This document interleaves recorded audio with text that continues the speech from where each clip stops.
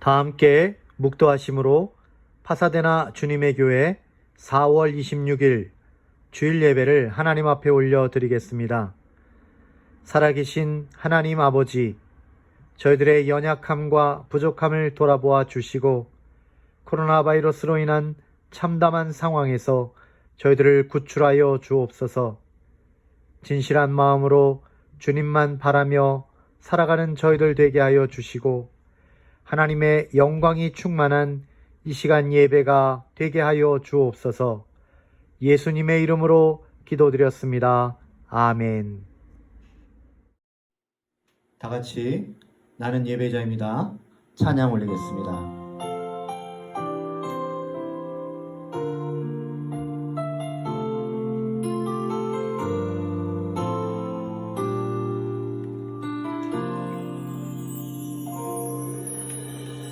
나는 하나님을 예배하는 예배자입니다.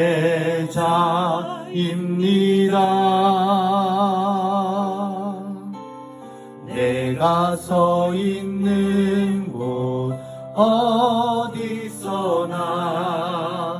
하나님을 예배합니다. 내 영혼 거룩한 은혜를 향하여 내 마음 완전한 하나님 향하여 이곳에서 바로 이 시간 하나님을 예배합니다.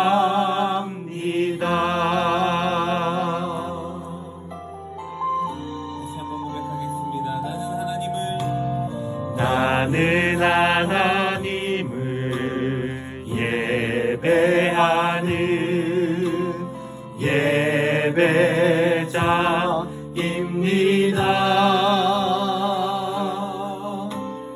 내가 서 있는 곳 어디서나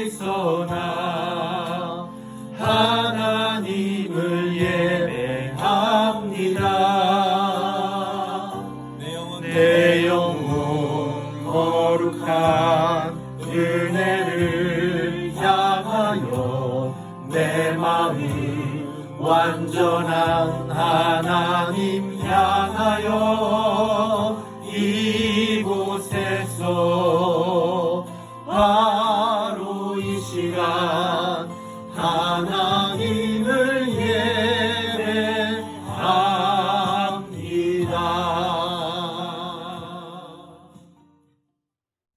교동문 60번 시편 139편을 저와 여러분이 함께 교독하겠습니다. 다 한 목소리로 읽겠습니다. 여호와여, 주께서 나를 살펴보셨으므로 나를 아시나이다.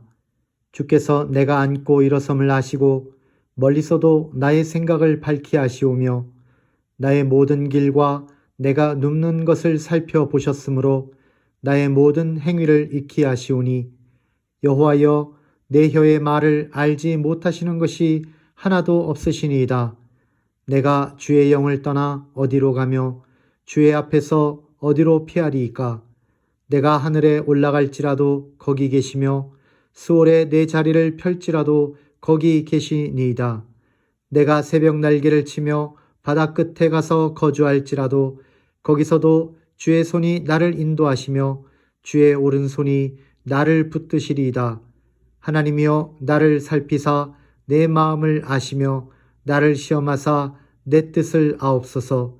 내게 무슨 악한 행위가 있나 보시고 나를 영원한 길로 인도하소서. 아멘.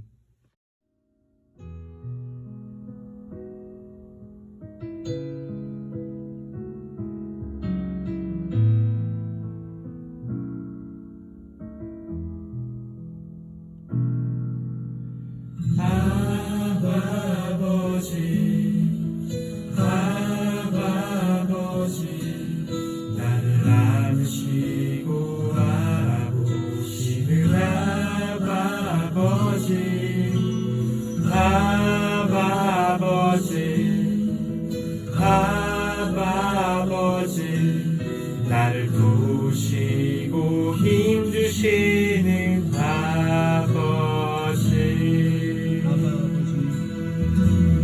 아바 아버지 나를 안으시고 알아보시는 아바 아버지 아바 아버지 나를 도우시고 힘주시는 아버지 주는 내 마음을 고치시고 볼 수 없는 상처 만지시네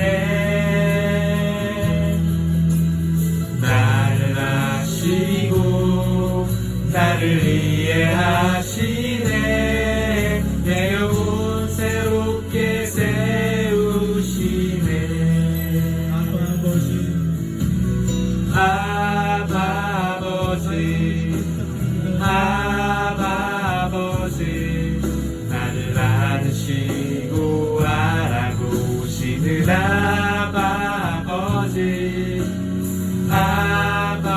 알아보시는 아바 아버지 나를 도우시고 힘주시는 아버지 주는 내 마음을 고치시고 볼 수 없는 상처 만지시네 나를 아시고 나를 이해하시네 내 영혼 새롭게 세우시네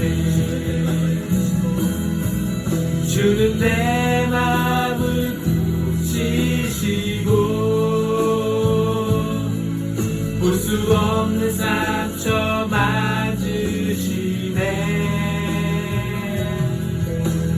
나를 아시고 나를 이해하시네 내 영혼 새롭게 세우시네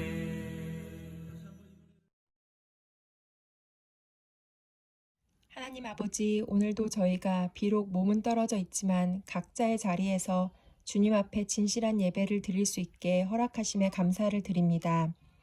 하나님 아버지, 지금 전 세계가 코로나 바이러스로 인해 연약한 인간의 한계를 온몸으로 체험하며 두려움에 떨고 있습니다. 지난 세월 동안 저희가 하나님의 은혜를 잊고 교만함에 빠져 있었던 죄를 부디 용서하여 주시옵소서. 이때에 저희가 더욱 하나님의 말씀을 깊게 묵상하고 기도함으로 하나님께서 우리를 향한 온전한 계획하심을 깨닫고 그 안에서 온전한 평안을 누릴 수 있기를 기도드립니다. 전지전능하신 하나님 아버지, 전 세계로 퍼져 있는 코로나 바이러스가 더 이상 확산되지 않도록 도와주시고 또 전 세계의 의료진들에게 힘과 능력과 소망을 붙들어 주시고 전 세계의 지도자들에게 이때에 맞는 정확한 분별력과 리더십을 허락하여 주시옵소서. 주님, 이때에 저희가 잊지 않고 주위의 연약한 자들을 돌아보길 원합니다. 가장 낮은 자리에서 섬김의 본보기가 되신 예수님을 따라 저희도 이때에 주님의 사랑을 꼭 나눌 수 있도록 인도하여 주시옵소서. 우리의 모든 것을 주관하시며 도우시는 우리 주 예수 그리스도의 이름으로 감사하며 기도드렸습니다. 아멘. 오늘 주시는 하나님의 말씀은 요한복음 12장 37절에서 50절의 말씀입니다. 복음생명 50번째 시간으로 믿음은 선택이다 라는 제목으로 말씀을 봅니다. 37절 말씀부터 함께 읽겠습니다. 이렇게 많은 표적을 그들 앞에서 행하셨으나 그를 믿지 아니하니 이는 선지자 이사야의 말씀을 이루려 하심이라. 이르되 주여 우리에게서 들은 바를 누가 믿었으며 주의 팔이 누구에게 나타났나이까 하였더라. 그들이 능히 믿지 못한 것은 이 때문이니 곧 이사야가 다시 일렀을 때 그들의 눈을 멀게 하시고 그들의 마음을 완고하게 하셨으니 이는 그들로 하여금 눈으로 보고 마음으로 깨닫고 돌이켜 내게 고침을 받지 못하게 하려 함이라 하였음이더라. 이사야가 이렇게 말한 것은 주의 영광을 보고 주를 가리켜 말한 것이라. 그러나 관리 중에도 그를 믿는 자가 많되 바리새인들 때문에 드러나게 말하지 못하니 이는 출교를 당할까 두려워함이더라. 그들은 사람의 영광을 하나님의 영광보다 더 사랑하였더라. 예수께서 외쳐 이르시되 나를 믿는 자는 나를 믿는 것이 아니요 나를 보내신 이를 믿는 것이며 나를 보는 자는 나를 보내신 이를 보는 것이니라. 나는 빛으로 세상에 왔나니 물은 나를 믿는 자로 어둠에 거하지 않게 하려 함이로라. 사람이 내 말을 듣고 지키지 아니할지라도 내가 그를 심판하지 아니하노라. 내가 온 것은 세상을 심판하려 함이 아니요 세상을 구원하려 함이로라.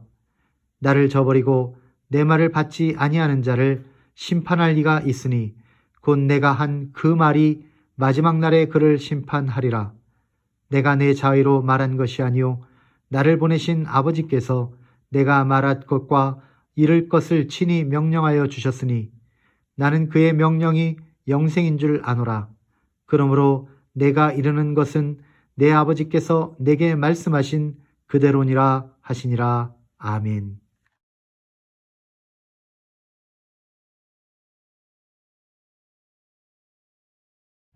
할렐루야. 사랑하는 성도 여러분, 오늘은 말씀을 이렇게 야외에 나와서 전하도록 하겠습니다. 우리 교회 캠퍼스 안에 있는 잔디밭, 여러분 우리 아이들이 많이 뛰어놀고 또 여러분들도 자주 커피를 한 잔 들고 즐겨 앉아 계시는 이 벤치에 나와서 이렇게 말씀을 전합니다.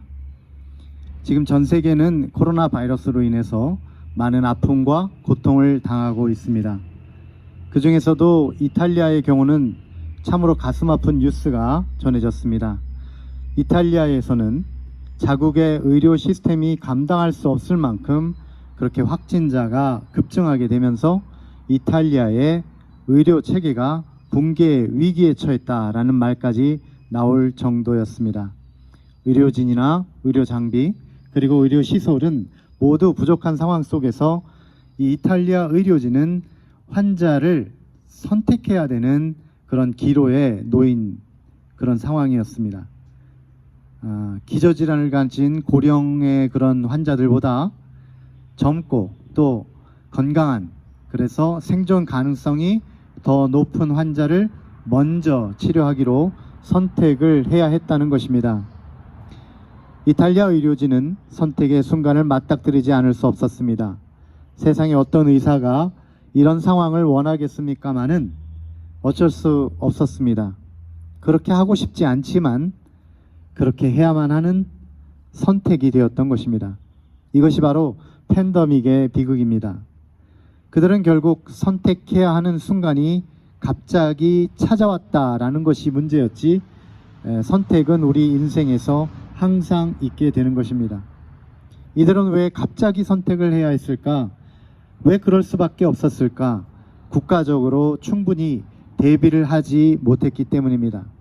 혹은 안 했다고도 할 수 있습니다.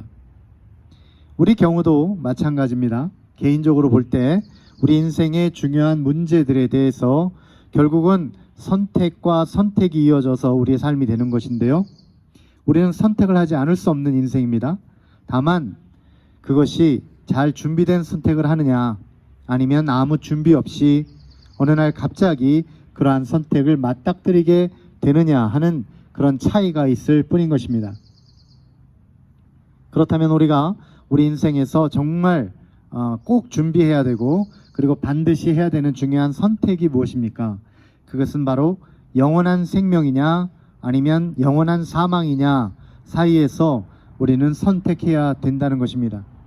이러한 선택이 갑자기 맞닥뜨리는 것이 그러한 선택이 되지 않도록 하기 위해서 우리는 반드시 대비를 해야 합니다. 하나님의 아들이신 우리 주 예수 그리스도를 믿어야 하는 것입니다. 그렇게 믿을 수 있도록 우리가 계속해서 주님을 향해서 나아가는 그런 준비를 해야 되겠죠. 그래야만 우리에게 영원한 생명이 있습니다. 그러나 불행하게도 오늘 본문에 나오는 모든 사람들의 선택은 결국은 주님을 믿지 않는 것이었습니다. 37절과 38절에 그 말씀이 나오는데요. 이렇게 많은 표적을 그들 앞에서 행하셨으나 그를 믿지 아니하니 이는 선지자 이사야의 말씀을 이루려 하심이라. 이르되 주여 우리에게서 들은 바를 누가 믿었으며 주의 팔이 누구에게서 나타났나이까 하였더라. 이 요한복음의 전체 구성을 보면 이 말씀의 의미가 나오는데요.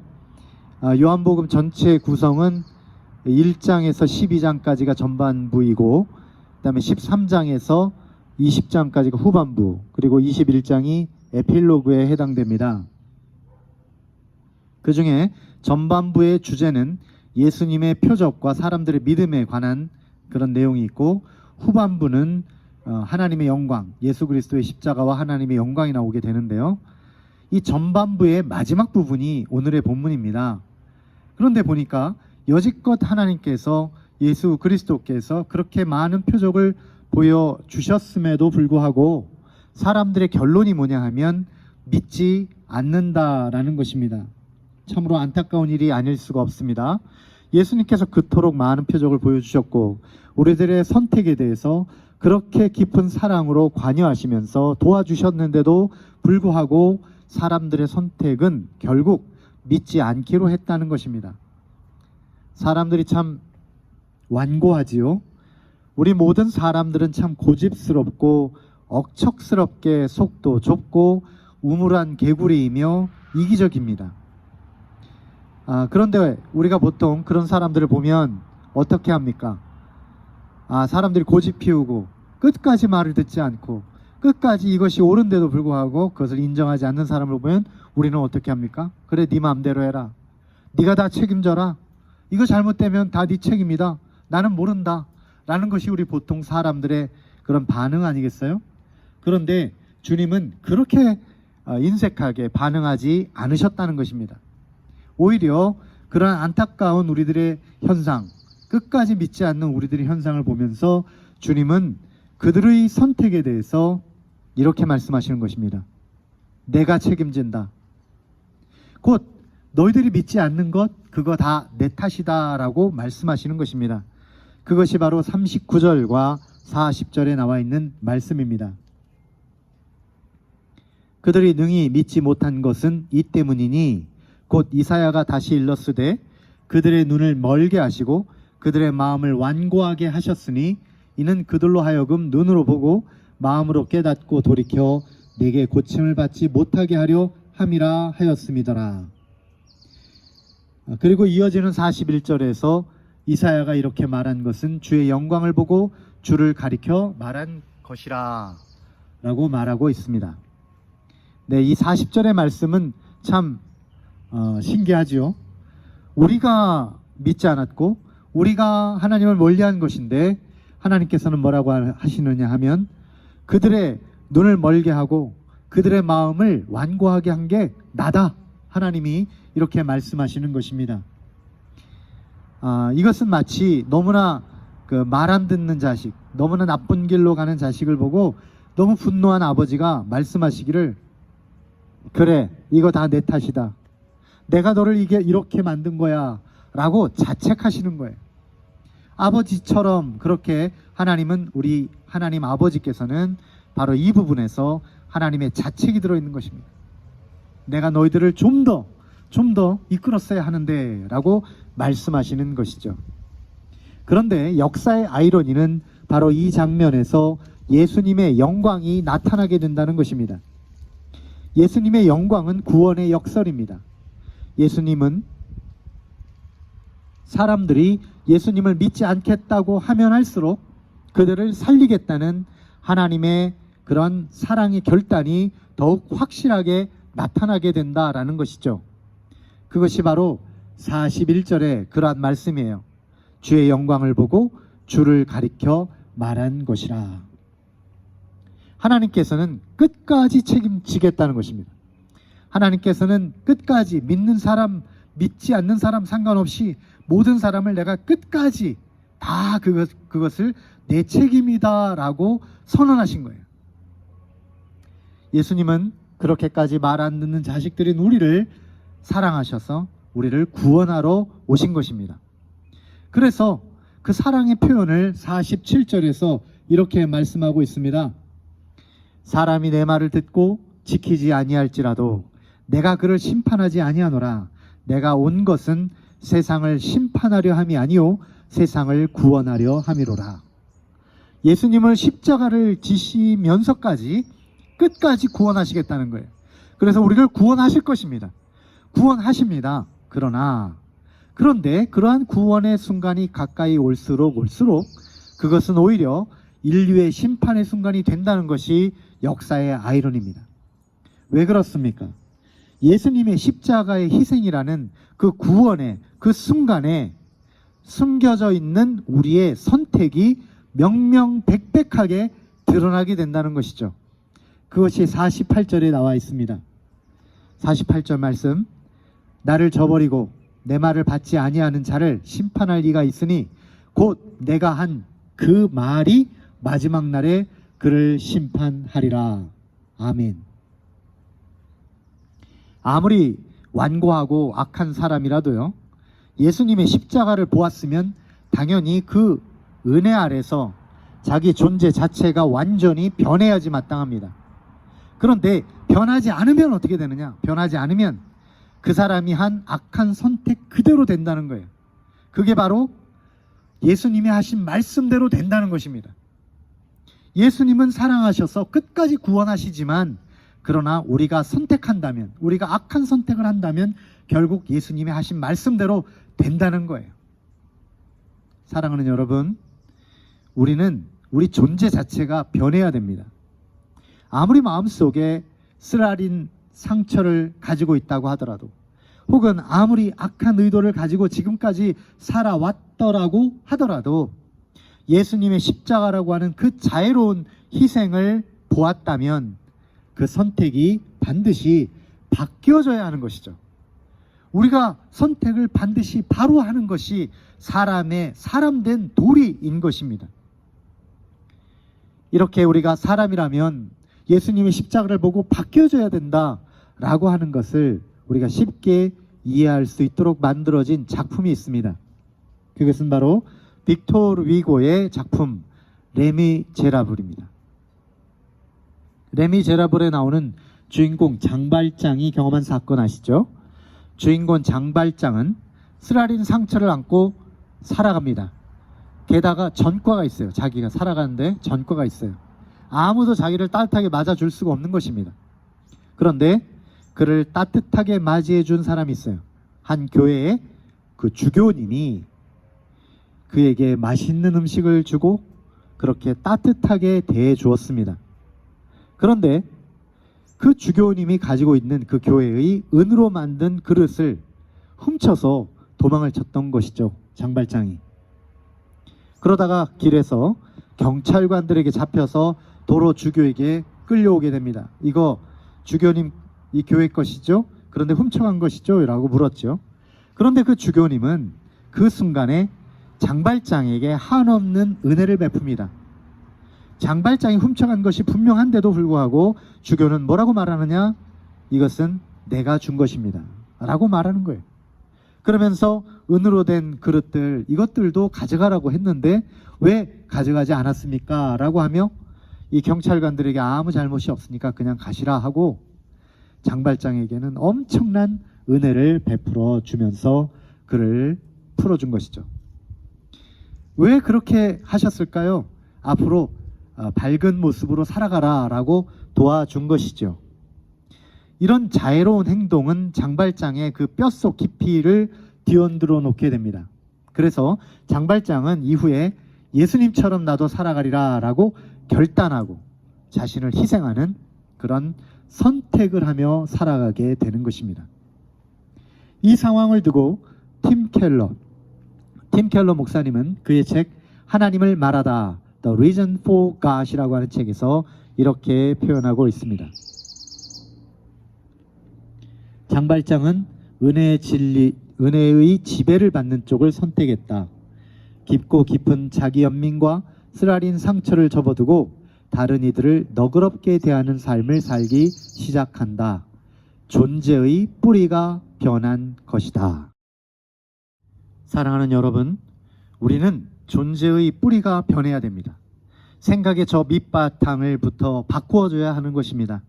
쓸데없는 고집, 자존심, 이것을 모두 벗어 던져야 합니다. 그리고 우리 자신이 얼마나 연약하며 또한 얼마나 간교한 존재인가 하는 것을 인정해야 하는 것입니다. 그리고 너그럽고 사랑이 많으신 하나님의 품 안에 돌아와야 합니다. 이 시간 진지하게 여러분이 잘 생각하지 않는 여러분의 진실, 여러분 마음속에 있는 진실을 말씀드리겠습니다. 여러분은 사실 이미 마음속에 주님을 믿을지 믿지 않을지를 이미 선택하셨습니다. 다만 그 선택이 아직 드러나지 않았을 뿐입니다. 게다가 더욱 심각한 문제는 여러분이 그 마음속에 결정한 그 선택이 이제 드러나는 시간이 점점 더 가까이 오고 있다는 것, 이것이 바로 긴박한 문제입니다. 그러므로 여러분이 가지고 있는 그 선택을 좌우하는 여러분 마음속에 있는 그 진실, 내가 진짜 무엇을 믿고 있는가라는 부분에 대한 그 진실을 잘 따져보아야 하는 것입니다. 우리가 지금은 안개 속을 걷는 것처럼 자기 자신이 어떻게 생각하는지조차도, 지금 무슨 생각을 하면서 사는지조차도 불분명해 보일 때가 많습니다. 그러나 정확하게 자기 자신의 생각과 믿음을 정리해보고 알아두어야 합니다. 이러한 여러분의 마음속 결정이 무엇인가를 명확하게 알 수 있도록 밝히기 위해서 중요한 질문을 2가지 하도록 하겠습니다. 그 질문에 대한 자신의 대답을 잘 기울여 스스로 잘 들으시면 자신의 믿음이 어떤 것인지를 잘 알게 되실 것입니다. 우리의 선택이 무엇인지를 알게 하는 중요한 질문 2가지는 무엇일까요? 첫째는 내가 누구로부터 칭찬 듣기를 원하는가 라는 사실입니다. 여러분, 누구로부터 칭찬 듣기를 원하십니까? 둘 중에 하나죠. 사람입니까? 아니면 하나님입니까? 그런데 아셔야 되는 것이 있습니다. 사람에게 칭찬받기를 원하는 사람은 이 사실을 기억해 하셔야 됩니다. 사람이란 잠깐 있다가 사라지는 안개와 같다는 것이죠. 사람은 언제든지 변할 수 있는 변덕스러운 마음이 있다는 것입니다. 게다가 사람은 칭찬에 인색한 존재라는 것입니다. 이것을 반드시 기억을 하셔야 돼요. 그러나 감사하게도 하나님은 사람과 다릅니다. 하나님은 영원하십니다. 하나님은 끝까지 우정과 사랑이 변함이 없으세요. 또한 하나님은 풍성하게 칭찬해 주시는 분이라는 사실입니다. 그러나 많은 사람들이 주님을 향한 믿음을 가지고 있어도 그것을 드러나게 말하지 못합니다. 왜냐? 그 이유가 하나님으로부터보다 사람들로부터 칭찬받기를 원하는 마음 때문입니다. 바로 그 마음이 42절, 43절에 나와 있습니다. 그러나 관리 중에도 그를 믿는 자가 많되 바리새인들 때문에 드러나게 말하지 못하니 이는 출교를 당할까 두려워함이라.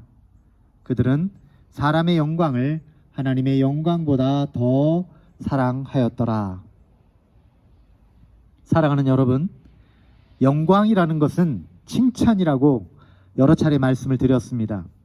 바로 이런 점 때문에 사도 바울은 사람의 영광을 구하려고 하는, 사람들의 칭찬을 구하려고 하는 갈라디아 교인들에게 이렇게 강력하게 선포했던 것입니다. 갈라디아서 1장 10절, 내가 사람들에게 좋게 하랴? 하나님께 좋게 하랴? 사람들에게 기쁨을 구하랴? 내가 지금까지 사람들의 기쁨을 구하였다면 그리스도의 종이 아니니라. 사도 바울 자신은 사람들의 칭찬을 구하는 것이 아니라 하나님의 칭찬을 구하는 존재다라는 것입니다. 그것이 믿음의 사람이요, 그리스도의 종이요, 하나님의 일꾼들의 모습입니다.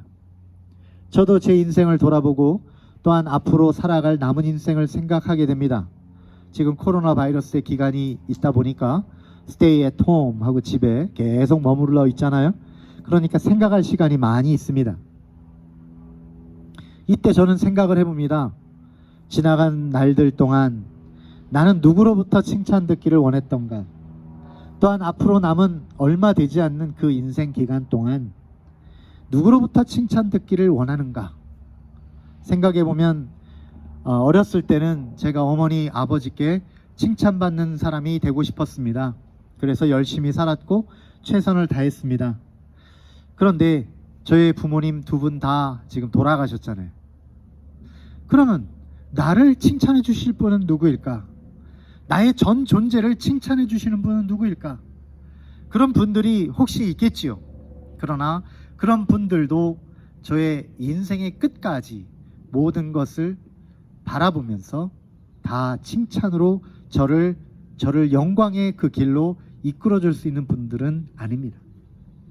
그렇다면 나의 인생의 그 끝까지 혹은 그 이후까지 나의 인생을 향해서 영광을 주실 수 있는 분, 이 칭찬을 주실 수 있는 분은 누구일까요? 그분은 오직 한 분, 하나님 아버지 분이시다라는 것입니다. 그래서 제 마음속에 가지고 있는 너무나 소중한 말씀 중에 하나가 마태복음 25장 21절입니다. 저는 하나님께서 저에게 이와 같은 말씀을, 이와 같은 칭찬을 주실 것을 기대하며 살아갑니다. 그 주인이 이르되 잘하였도다 착하고 충성된 종아, 내가 적은 일에 충성하였음에 내가 많은 것을 내게 맡기리니 내 주인의 즐거움에 참여할지어다. 이 땅에서 한 일이 뭐 그리 대단한 일도 아니고요, 대단한 업적을 남긴 것도 아닙니다. 저도 그렇지만 여러분들도 마찬가지일 것입니다. 그냥 부족한 모습이고 작은 자입니다. 그러나 우리가 한 일이 아무리 작은 것이고 부족한 것이라고 할지라도 그 적은 일에 충성된 것만 가지고도 착하고 충성된 종, 정말 good and faithful servant라고 주님은 말씀해 주시고 칭찬해 주시고, 그리고 하나님 당신께서 누리시는 그 행복과 기쁨, 그 칭찬 속에 그 영광의 대열에 우리도 나도 같이 참여하게 해주신다라는 것. 그러므로 우리 하나님 아버지를 바라면서 살아가는 저, 그리고 여러분 다 되시기를 우리 주 예수님의 이름으로 축원드립니다. 아멘. 우리 마음속 선택이 무엇인지를 밝혀주는 요소, 이것은 이와 같이 첫째로는 누구로부터 칭찬 듣기를 원하는가 라는 것이라면, 두 번째 질문은요, 이것입니다. 무엇이 객관적 사실인가, 무엇이 팩트인가 라는 것입니다. 이 어려운 팬데믹의 시대에 우리들의 눈과 귀를 사로잡는 것, 그것은 단연 매일 들려오는, 매 순간 들려오는 뉴스라고 할 수가 있습니다. 그러나 이 뉴스에만 귀를 기울이며 살 수는 없는 것입니다. 우리는 당연히 하나님의 말씀에 귀를 기울여야 합니다. 제가 드리는 질문은 이것입니다. 무엇이 객관적 진실인가, 사실인가 라는 것이죠. 뉴스가 사실입니까? 아니면 말씀이, 하나님의 말씀이 사실입니까? 진리입니까? 라는 것입니다. 이 부분에 대해서 저와 여러분이 한번 팩트 체크를 한번 해보도록 하겠습니다. 뉴스의 경우는 여러 가지 좀 사실이지만, 뉴스는 사실이지만 그러나 사실이 아닐 수 있다라는 그런 몇 가지 사실들이 있습니다. 첫째는 뉴스 중에는 가짜 뉴스가 많다는 것입니다. 두 번째는 뉴스의 경우는 기자들이, 그것을 쓰는 기자들의 정치적인 혹은 관념적인 선입견, 그들의 입장이 상당히 많이 들어있다는 것입니다. 그 뉴스를 쓰는 사람들도 결국 사람이잖아요. 그러므로 그들은 전체적인 그런 안목을 가질 수는 없는 것이죠. 게다가 뉴스라고 하는 것은 새로운 것이잖아요. 항상 새로운 것이기 때문에 시간이 지나면 별로 소용이 없어지는 것들이 많습니다. 다시 말하면 시간적으로 굉장히 협소한 안목이다라는 말입니다. 뭐 짧게는 하루나 혹은 몇 시간만 지나면 소용이 없는 일들이 너무나 많죠. 쉬운 예로 제가 어제 들은 코로나 바이러스의 확진자 숫자, 이것은 오늘이 되면 다 바뀌어버립니다. 그래서 그 숫자를 말하는 것이 지금 어떤 데이터를, 어떤 숫자를 제가 말씀드린다고 해도 그것은 다음 날이면 바뀔 수 있다는 것이죠. 그러나 하나님의 말씀은 하루 있다가 사라지는 이 뉴스와는 완전히 다릅니다. 말씀이야말로 얼마나 팩트인가라는 사실을 보여주는 것, 그것은 바로 많은 사람들이 검증해 보았지만 이 말씀은 진리라는 사실입니다. 사실 중에서도 사실, 진짜 중에서도 진짜가 바로 진리 아니겠어요? 또한 말씀은 사람들의 선입견이 아니라 하나님의 큰 그림이라는 것입니다. 사람이 하는 말, 사람이 생각하는 생각의 수준에 갇혀 있는 것이 아니라 하나님의 큰 그림 속에서 나오는 말씀이라는 것이죠. 또한 말씀은 영원히 변치 않는 가치를 가지고 있다는 것입니다. 그래서 우리는 뉴스에 나오는 데이터를 외우고 다니지는 않지요. 그러나 영원히 변치 않는 가치를 가진 하나님 말씀은 우리가 외우려고 합니다. 그것을 두고두고 계속해서 묵상하고 암송하려고 합니다. 왜 그렇습니까? 그 속에는 변치 않는 소중한 가치가 있기 때문입니다. 그래서 44절에서 46절에서 예수님은 힘써 이렇게 외치는 것입니다. 44절 말씀, 예수께서 외쳐 이르시되 나를 믿는 자는 나를 믿는 것이 아니요 나를 보내신 이를 믿는 것이며 나를 보는 자는 나를 보내신 이를 보는 것이 아니니라 보는 것이니라. 나는 빛으로 세상에 왔나니 무릇 나를 믿는 자로 어둠에 거하지 않게 하려 함이로라. 아멘. 예수님은 말씀하시기를, 예수님은 나를 믿으라, 곧 예수님을 믿으라고 말씀하고 계십니다. 예수님을 믿는 것은 곧 하나님을 믿는 것이라고 하십니다. 왜냐? 예수님은 곧 하나님의 말씀이시기 때문입니다. 예수님은 아무리 시간이 지나도 변하지 않는 진리이신 것입니다. 예수님을 그 마음에 모시면 빛이 임하는 것이죠. 예수님을 믿어야만 영원한 생명이 있는 것입니다. 그러므로 사랑하는 여러분, 뉴스를 믿는 마음보다 예수님을 믿는 마음에 더 집중하시기 바랍니다. 요한복음 자체가 처음부터 그 사실을 증거하고 있습니다. 그리고 그 말씀이 우리들에게 빛으로 비추어졌습니다. 그 빛의 인도를 받아야 우리가 영원한 생명을 얻을 수가 있는 것입니다. 그러나 세상은 예수님을 믿지 않습니다. 요한복음 1장 1절에서 5절에 바로 이 전체 내용이 이와 같이 기록되어 있습니다. 태초에 말씀이 계시니라. 이 말씀이 하나님과 함께 계셨으니 이 말씀은 곧 하나님이시니라. 그가 태초에 하나님과 함께 계셨고 만물이 그로 말미암아 지은 바 되었으니 지은 것이 하나도 그가 없이는 된 것이 없느니라. 그 안에 생명이 있었으니 이 생명은 사람들의 빛이라. 빛이 어둠에 비치되 어둠이 깨닫지 못하니라. 사랑이신 예수님이 가까이 오신다는 것, 그것은 우리가 그 밝은 빛 안으로 점점 더 들어가게 된다는 말씀입니다. 그러면 우리들은 C.S. 루이스가 말한 것처럼 우리는 그 빛 안으로 들어갈 때에 아무리 작은 것 하나라도, 이 세상에서 아끼고 이 세상에서 사랑하는 것 하나라도, 지옥의 것에 아무리 작은 기념품 하나라도 그것을 가지고 들어갈 수는 없는 것이죠. 세상의 것을 가질 수 있는 방법은 그것과 함께 거기 남아있는 방법밖에 없는 것입니다. 지금의 세상은요, 계속해서 세상적인 번영과 풍요만을 그렇게 추구합니다. 그래서 생태계를 파괴하고 쓰지도 않는 물건, 탐욕의 물건들을 만들고 팔고 우리가 가진 자원을 낭비했습니다. 그래서 우리가 결국 맞닥뜨리게 된 것이 무엇입니까? 지금과 같은 팬데믹을 맞닥뜨리게 된 것입니다. 우리는 돈은 추구했지만 돈을 가질 수는 없었습니다. 우리가 세상적인 그런 욕심과 그리고 그 속에 있는 쾌락을 추구했지만 그것을 가질 수는 없는 것입니다. 우리는 더 잘 살기를 추구했지만 더 잘 못 사는 쪽으로 지금 가고 있는 것이죠. 그러므로 우리가 지금 코로나 바이러스가 휩쓸고 있는 이 한가운데서 반드시 교훈을 얻어야 합니다. 그래야지 그 이후에 앞으로 살아갈 기대와 소망이 생기는 것입니다. 세계적인 많은 석학들이 코로나 이후의 세계를 짐작해보고 또 앞으로 어떻게 살아갈 것인지를 그들은 말하고 있습니다. 오늘 우리는 말씀을 통해서 우리들도 무언가 교훈을 한 가지 얻고 우리가 앞으로 어떻게 살아갈 것인지를 잘 생각해 보아야 합니다. 저는 오늘 말씀을 우리 삶에 적용을 하면서 중요한 교훈을 한 가지 전하고자 합니다. 그것은 바로 우리의 믿음, 우리의 가치, 이것을 어디에 두고 살 것인가 라는 부분에 대해서 여러분 꼭 생각하시고 결론 내리셔야 된다는 것이죠.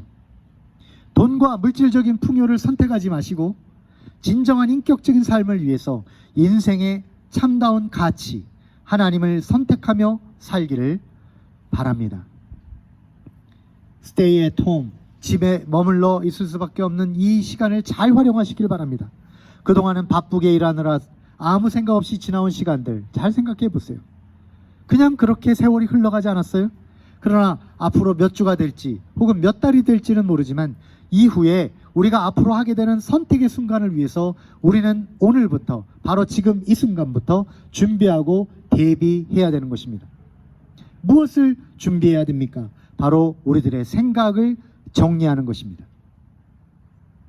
인생의 목적과 그 전체적인 그림을 지금 그려야 하는 것이죠.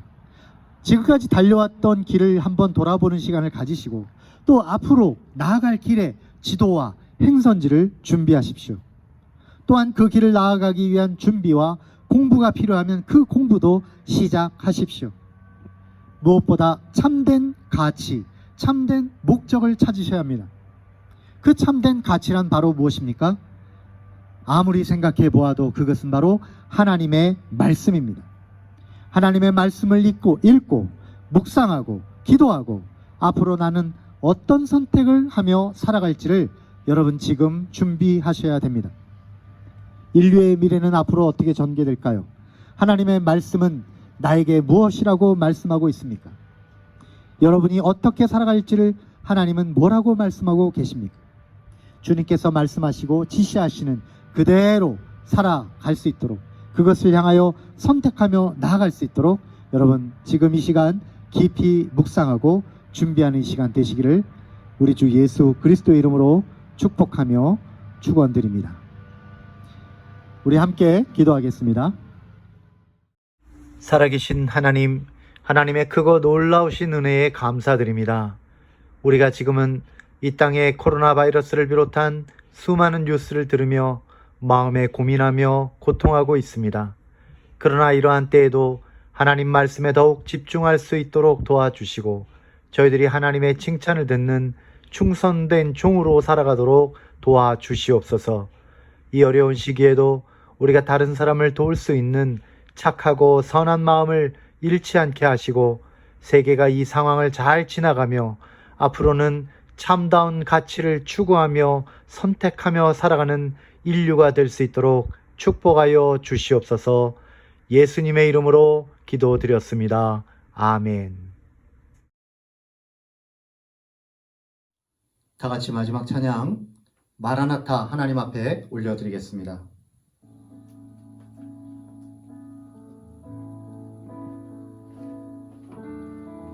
마라나타 주 예수여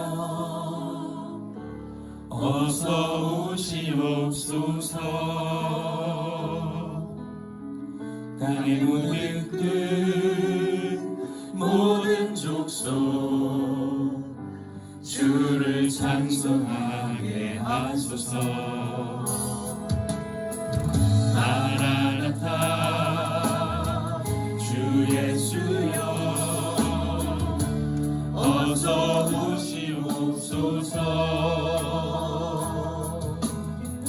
모든 영광이 주께 돌아와 춤추며 경배하게 하소서. 우리 주님 다시 오실 길을 만들자. 십자가를 들고 땅끝까지 우린 가리라. 우리 주님 하늘 영광 온 땅 덮을 때 우린 땅끝에서 주를 맞으리. 마라나타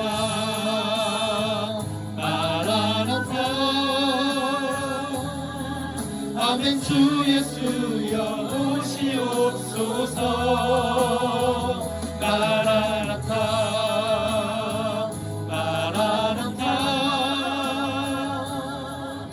아멘. 주 예수여 오시옵소서.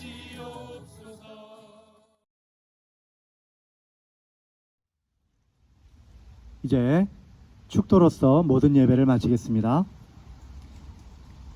이제는 우리 주 예수 그리스도의 은혜와 하나님 아버지의 사랑하심과 성령님의 내적사 동행하심이 진실로 하나님 아버지의 칭찬을 듣기를 원하며 또한 하나님의 말씀을 끝까지 믿고 나아가기를 소망하는 사랑하는 주님의 교회 모든 성도들 머리 위에 이제로부터 영원토록 함께 하옵시기를 살아계신 예수님의 이름으로 간절히 축원하옵나이다. 아멘.